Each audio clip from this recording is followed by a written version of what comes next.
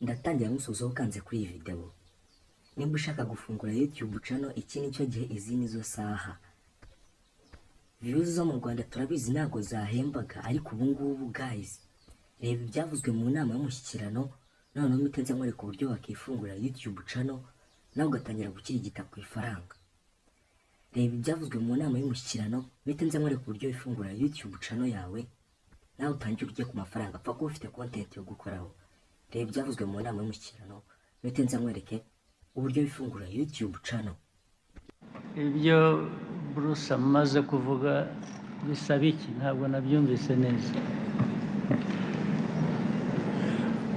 Monetization ya social media y'imbuga nkoranyambaga. Ikibazo rero abantu bahura nacyo mu Rwanda ni iki? Kuki ugomba kwita undi muntu w'ahandi kugira ngo ukore amafaranga utari umunyarwanda? Ikibazo ni iki? Niki ngo tugikemure? Bruce, ni ikihe kibazo gihari kuki social media hano mu Rwanda zidahinduka amafaranga? Uyu ni umwanya kuko n'urubyiruko hanze iki kintu kiri kuvugwa cyane. Murakoze nyakubahwa Perezida wa Repubulika.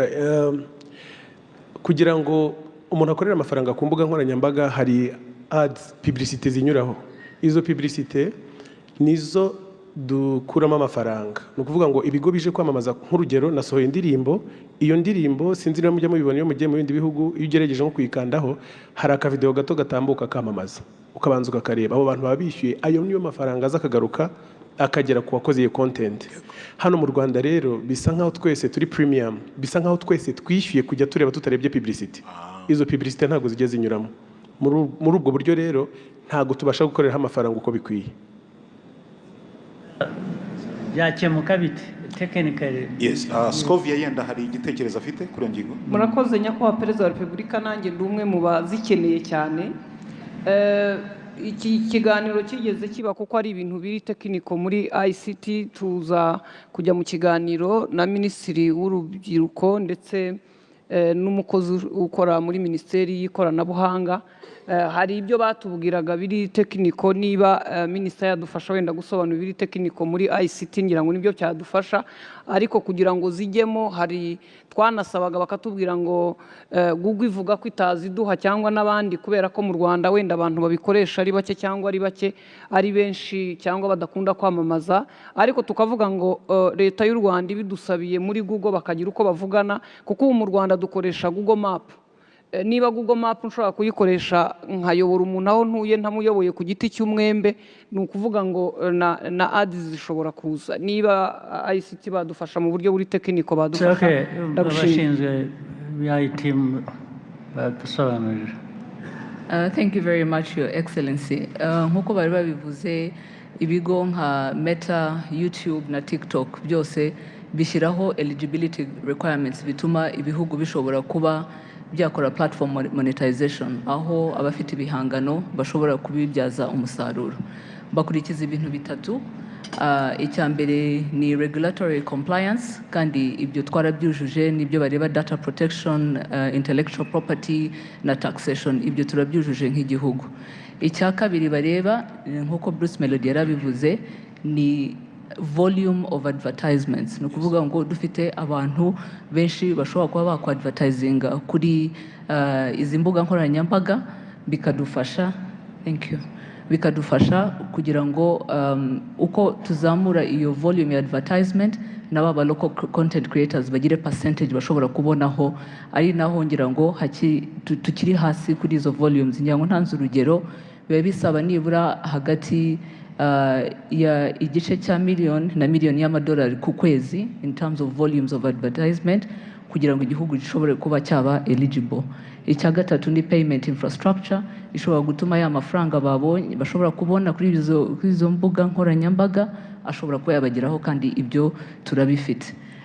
Ari ibyo bigo byose nkuko nabivuze twavuganye nabyo, ni ukuvuga ngo hariho ibintu bibiri aho batubwira ati turimo turabikora, bagenda banashyiraho ibihugu bitandukanye babyongera mu mubare w'ibihugu biri eligible, ariko bikanasaba ko natwe twashyiramo imbaraga kugira ngo the volumes of advertisement coming from our private sector and companies ishobore kuba yazamuka kugira ngo tube eligible. Murakoze. Yes, ko bitureba twakora rero specifically ni ibihe? hari ibyo bireba abo bandi Google n'abandi, hari byaba bitureba, ni ibiki tudakora twakora kugira ngo kuva twatangira kuganira nabo ibitureba twarabikoze ari izo regulatory compliance zabayeho ngira ngo dushyiraho na ririya tegeko rya data protection n'ibijyanye na intellectual property, ibyo byose birahari. Payment infrastructure zirahari, ubu ngira ngo ahasigaye hakeneye ko twashobora kuba twabyaza umusaruro izo mbuga nkoranyambaga ni ukuzamura iyo advertisement base. murakoze cyane. twayizamura dute se?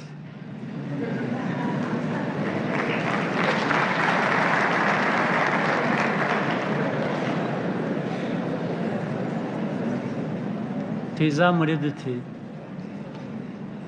Your Excellency, I think ibi ni ukubifata twese nk'umukoro, companies zose zikumva ko social media is also a platform where you can do advertisements, kandi nabyo bigira iyo network effect ishobora gufasha baba local content creators bacu. harimo kutamenya rero kwaba ngira ngo nk'aba local content creators bo bamaze kubimenya, bakomeje bagirana ibiganiro na companies ubu nizo dukeneye zamenya to mobilize. twabikora, dukwiye kubikora, dukora iyo mobilization. Thank you, sir. Okay, ngira ngo nk'uko mubyumvishe ikibazo abanyarwanda twari dufite kirakemutse. Mbere yuko ngufungura ikintu cyane kamanje mubwira ikibazo cyari kiriho, ubundi kugira ngo content creator wo mu Rwanda cyangwa abantu bafite YouTube, abantu bafite amategeko kugira ngo duhembwe, twahembwaga na views z'abantu bari hanze kugira ngo bo baturebye, izo views zaba arizo ziduhemba, ariko umunyarwanda we yakurebaga ntihagire igihinduka na monetization nk'uko mwabyumvishe cyari ikibazo. Ariko noneho we fungura YouTube channel izi saha iki gihe ibyo bibazo bizajya gukemuka, wowe umaje kuzamuka, umaje kugera kure ku buryo izo views zizatangira guhembwa, wowe ufite YouTube channel yawe yazamutse kera cyane. Rero nta kindi usabwa, abantu twafunguranye email murabizi dufite email, none tujye guhita dufunguraho YouTube channel. Tugiye gufunguraho YouTube channel.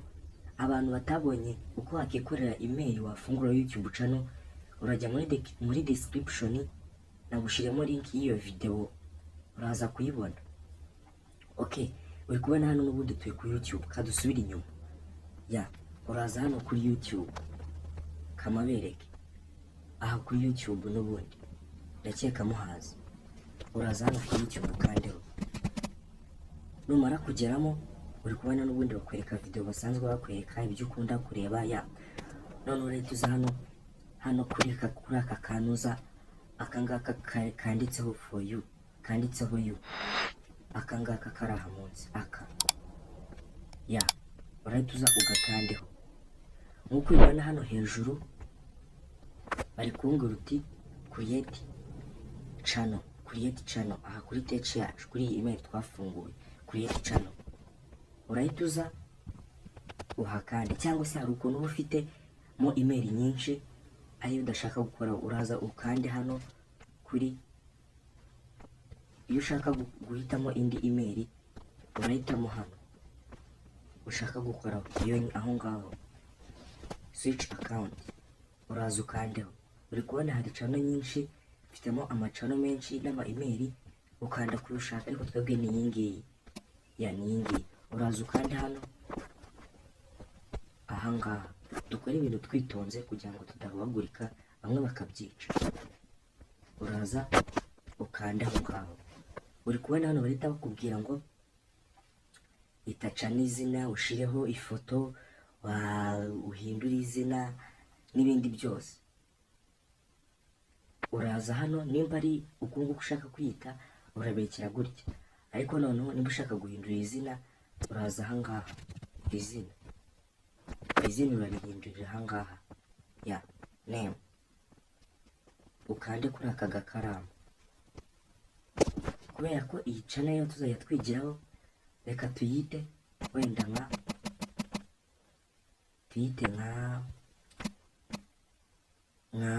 tuyite nyirihe zina, katurekere teach yacu turenzeho ya uko tuyita yose kuko niyo tugiye kujya twigira yicana izina ryemeze uhita uzana hano hepfo ahangaha aho